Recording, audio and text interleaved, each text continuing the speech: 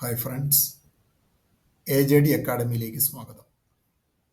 ഇന്നത്തെ video beverages കോർപ്പറേഷനുമായി ബന്ധപ്പെട്ട ഒന്നാണ്.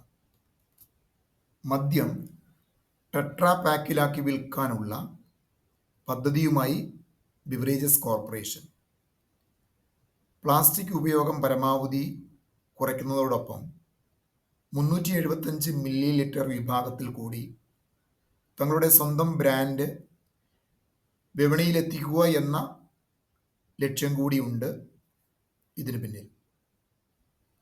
ടെട്രാ പാക്ക് എന്നത് ഹാർഡ്ബോർഡ്, പോളിത്തീൻ, അലുമിനിയം ഫോയിൽ എന്നിവ ചേർന്ന പാളികളുള്ള ഒരു സംയോജിത പാക്കേജിംഗ് ആണ്. ഇത് ഉൽപ്പന്നത്തെ കേടുപാടുകൾ കൂടാതെ കൂടുതൽ കാലം സൂക്ഷിക്കാൻ സഹായിക്കുന്നു. എളുപ്പത്തിൽ റീസൈക്കിൾ ചെയ്യാം എന്നതാണ് ഇതിൻ്റെ പ്രധാനപ്പെട്ട മെച്ചം.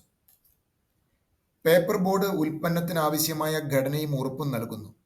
പോളിത്തീൻ ഈർപ്പം കടക്കാതെ സംരക്ഷിക്കുന്നു.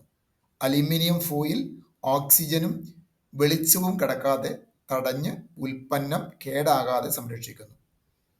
കേരളത്തിൽ ഏറ്റവും അധികം മദ്യം വിൽക്കപ്പെടുന്നത് 375 മില്ലി ലിറ്റർ കുപ്പികളിലാണ്.